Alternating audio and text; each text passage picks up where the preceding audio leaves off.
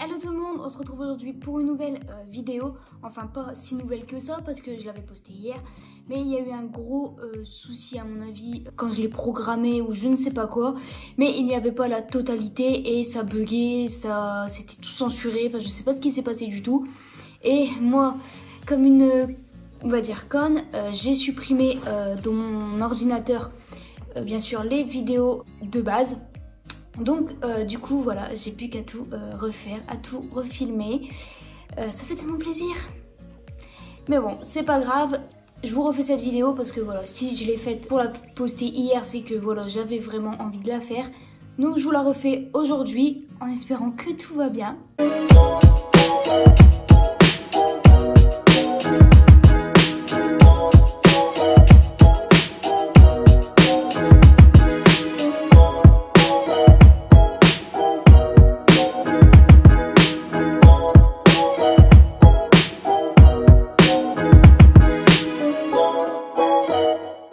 Donc comme vous avez pu le voir sur le titre, je vais vous partager mon expérience chez McDonald's, les bons et les mauvais moments, on va dire plus les mauvais dans tous les cas. Mais voilà, je tenais vraiment à partager ça avec vous aujourd'hui pour vous montrer un petit peu l'envers du décor de chez McDonald's et aussi vous faire réaliser certaines choses pour que vous compreniez aussi que c'est pas super évident de travailler là-bas. Bon, on va commencer par le début, donc je vais vous expliquer comment j'ai été embauchée là-bas. Donc c'est pas moi du tout qui s'est dit oh, je vais aller postuler chez McDonald's, alors on y va. Non, pas du tout. C'est tout simplement Pôle emploi qui m'a appelé une après-midi et qui m'a dit que McDonald's recherchait des équipiers polyvalents. Alors il m'a demandé si il pouvait envoyer ma candidature. Bah, j'ai dit oui vu que j'étais actuellement sans emploi. Donc voilà, comme c'est Pôle emploi qui m'a appelé, j'ai pas dit ah non j'en fais ça. Bref, ils envoient ma candidature. Quelques jours après on m'appelle. Et on me dit que la directrice elle veut passer un entretien avec moi et que je dois aller un matin pour faire l'entretien. Bon, pas de souci, j'y vais un matin faire l'entretien et déjà dès l'entretien la directrice elle est vraiment très claire en me disant pas de piercing et pas de tatouage, mais pas de tatouage religieux, visible en fait. Et elle me dit que c'est par rapport à soi-disant les clients pour pas qu'ils soient vexés parce que si par exemple ils sont pas croyants ou... Enfin, tous des trucs comme ça, enfin bref, elle m'avait dit pas de tatouage religieux visible. Sinon, limite, vraiment c'est mort, tu peux pas travailler là-bas. Après, voilà, ça se passe comme ça dans celui que j'ai postulé. Je sais pas si dans les autres McDo c'est pareil, mais à mon avis, voilà, ça se peut que c'est pas du tout pareil. Parce que je sais que pour les piercings, dans certains McDo, ils mettent tout simplement des pansements. Moi, c'était complètement interdit, il fallait que je retire le piercing entièrement. Et lorsqu'elle m'a dit pas de piercing, est-ce que ça t'embête de les retirer? Je vais vous dire que j'ai eu un blanc. Voilà, j'ai hésité, je me suis dit est-ce que je me lance? Est-ce que j'accepte que mon trou de piercing se rebouche pour ce genre de travail? J'ai fini par dire oui, ok. Parce qu'en fait le piercing ça faisait pas longtemps que je l'avais. Donc j'avais des fortes doute que ça se rebouche à force de le retirer, de le remettre. Elle m'a dit je te rappelle pour te dire si ta candidature elle a été acceptée ou pas, parce qu'elle m'a posé diverses questions en disant comment je réagirais si par exemple un client il me dit ça ou enfin des mises en situation. Donc voilà, moi j'ai répondu ce que je pensais parce que j'ai carrément aucune expérience que ça soit dans la restauration ou dans la restauration rapide. J'ai attendu une semaine à peu près je crois. Et elle m'appelle en disant que voilà ma candidature elle était acceptée, que j'allais commencer mais qu'avant elle devait me demander la taille de mes vêtements. Donc il y avait un polo et un jean, donc il fallait avoir ma taille. Et elle m'a dit je te rappelle dans 1 ou 2 semaines pour dire quand tu commences exactement, quand on a reçu du coup tes vêtements. Je me dis pas de souci. Et elle me rappelle un jeudi je crois, ou un jeudi ou un vendredi.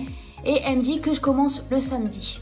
Donc du coup je commence le samedi soir, donc j'y vais le samedi soir et j'attends voilà qu'on me dise un peu qu'est-ce que je dois faire. Donc on me ramène dans la salle équipier, on me fait m'asseoir, donc j'attends bien sûr que quelqu'un vienne m'expliquer ou je sais pas quoi.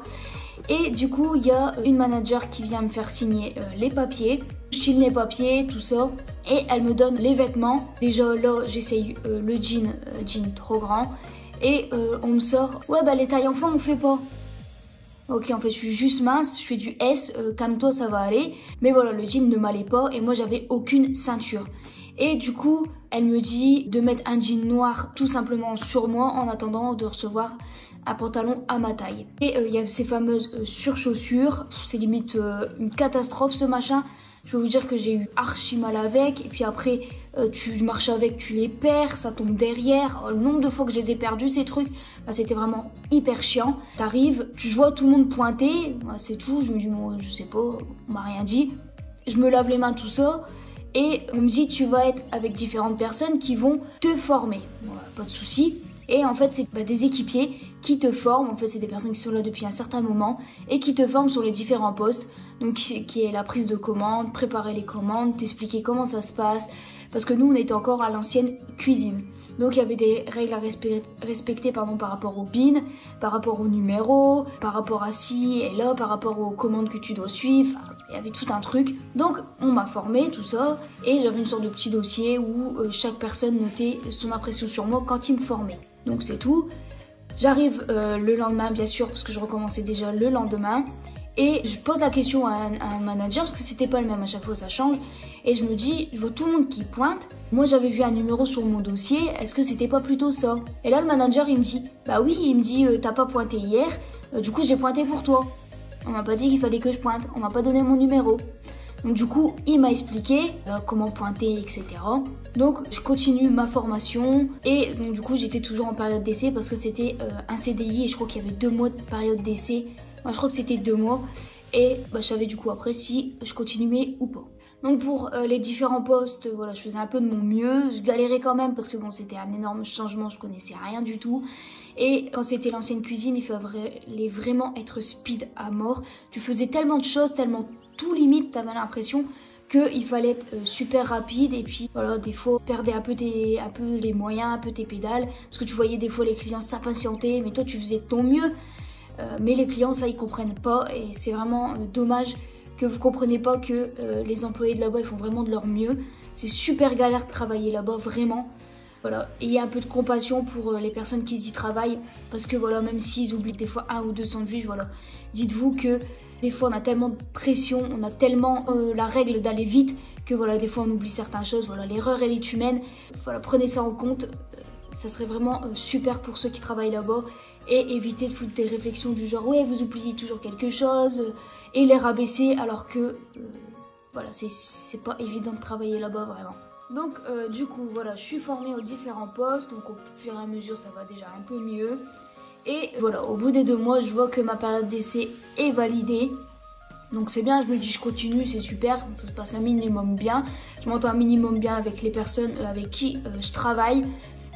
Donc pour moi il n'y avait aucun souci tout ça. Puis arrive la soirée équipier.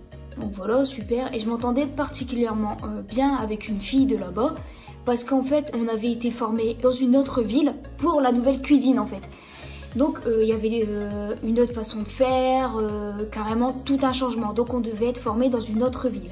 Et je me suis rapprochée de cette fille-là et on s'est super bien entendu. Alors je lui dis, viens, on a qu'à aller à la soirée équipier ensemble. Elle me dit, pas de souci et tout, on y va ensemble. On passe une super soirée, on rigole et tout, aucun problème. Je rentre chez moi, je fais pour remettre mon bracelet Pandora. Et là je dis à mon copain, j'ai perdu mon bracelet Pandora. Il me dit, non, t'es pas sérieuse. Je dis, bah si, je l'ai perdu, je l'ai plus à mon poignet. Je regarde chez moi et tout, rien du tout. J'appelle le laser game, laser game déjà fini, enfin fermé. Et du coup j'envoie des messages à droite et à gauche des personnes qui travaillaient avec moi, savoir s'ils n'avaient pas retrouvé mon bracelet. Le lendemain matin, je vais directement au laser game faire un tour dans le labyrinthe, voir s'il n'y avait pas mon bracelet, pas de trace de mon bracelet. C'est tout. Une semaine après, il y a un de mes collègues qui me dit j'ai retrouvé ton bracelet, il était dans le labyrinthe.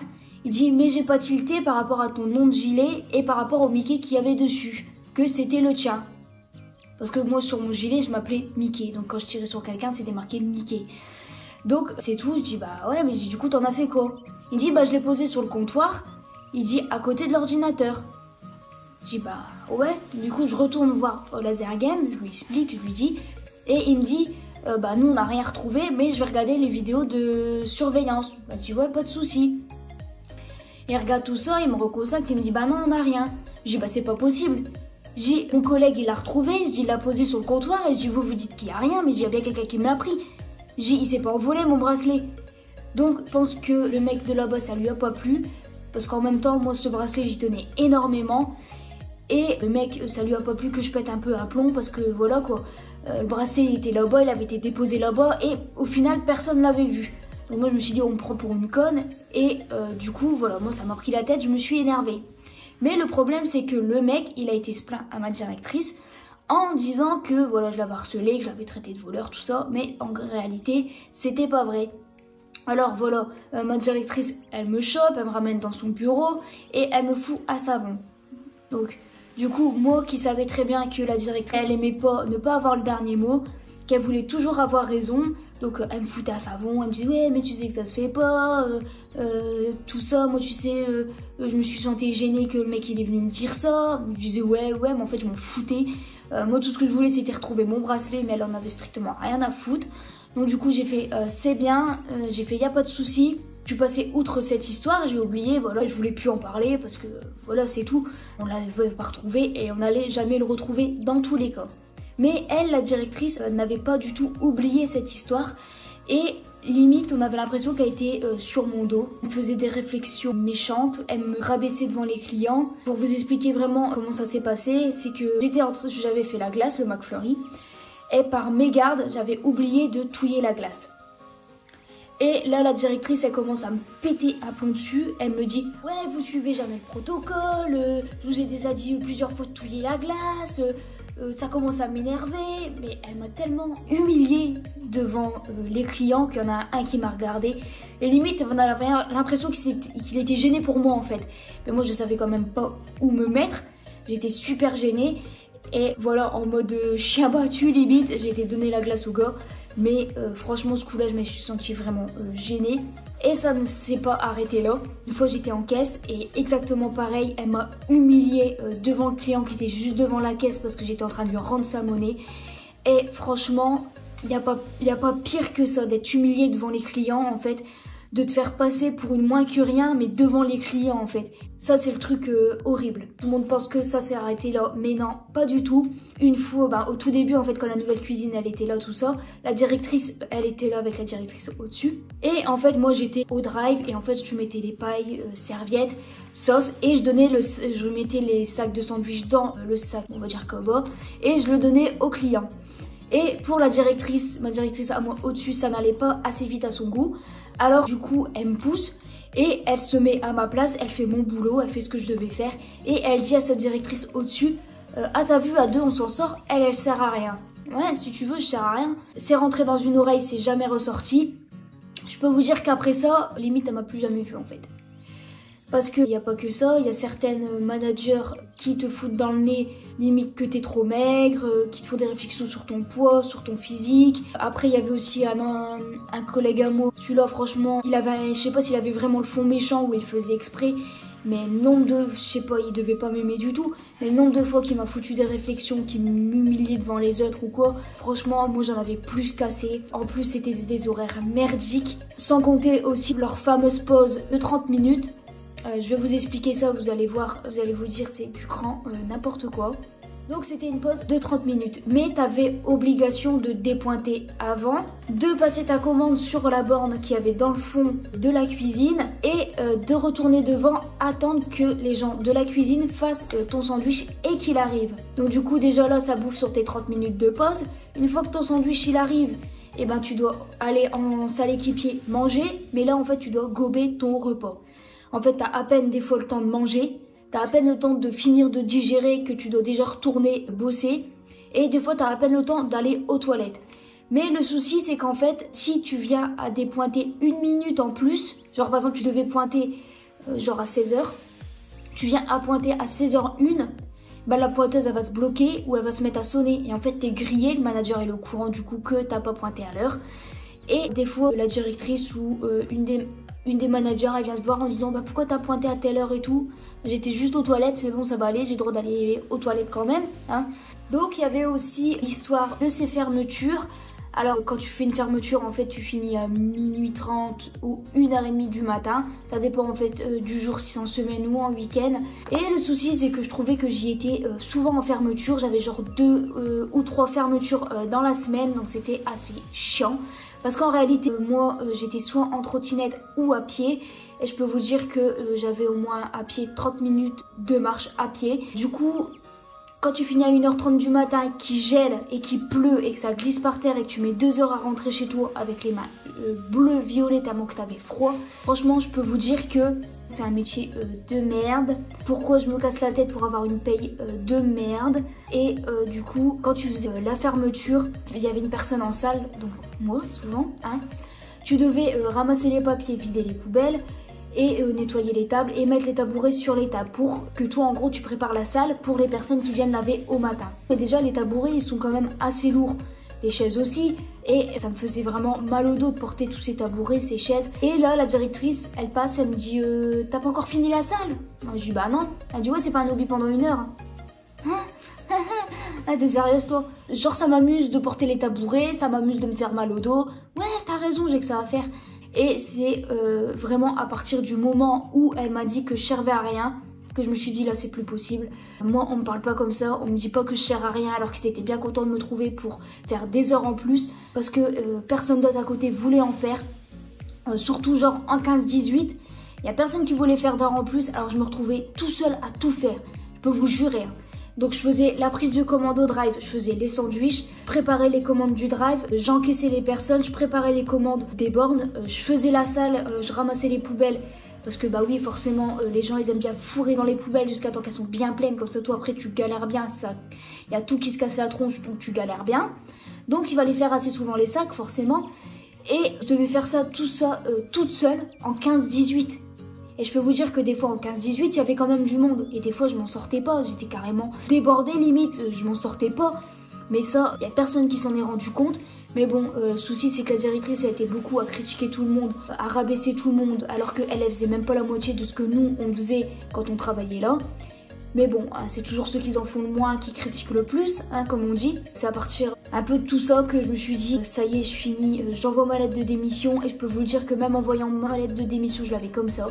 Parce que je vomissais, je me rendais malade à l'idée d'y aller au matin. Des fois, je prenais la route, arrivé au bout de ma route, je dis non, je suis pas bien, faut que je rentre. Et je rentrais, j'appelais SOS médecin pour dire je suis malade, j'ai tel symptôme et tout. Et je me mettais en arrêt. Après, heureusement, j'avais un super quand même bon médecin qui m'a compris, qui a vu que vraiment ça allait pas du tout, que je pouvais plus aller là-bas. Que du coup, je me suis mis en arrêt pendant 1 mois, tout simplement parce que j'avais énormément de douleurs au cœur. Et ça venait de là-bas en fait. Ça venait de là-bas avec le stress, la pression, j'étais pas bien non plus, faire des examens, tout ça. Et je m'étais mis en arrêt pendant 1 mois du coup, à cause d'eux tout simplement. J'ai vraiment tout stoppé comme ça d'un coup parce que franchement j'en pouvais plus. Et il faut comprendre que voilà, on a beaucoup, les personnes qui travaillent là-bas ils ont beaucoup de pression. Voilà, certains ils sont rabaissés aussi à mon avis autant que moi. Et moi personnellement je l'ai mal vécu. Voilà, d'autres personnes ils arrivent à encaisser. Moi j'ai beaucoup encaissé pendant 6 mois. Après c'était mort, je pouvais plus.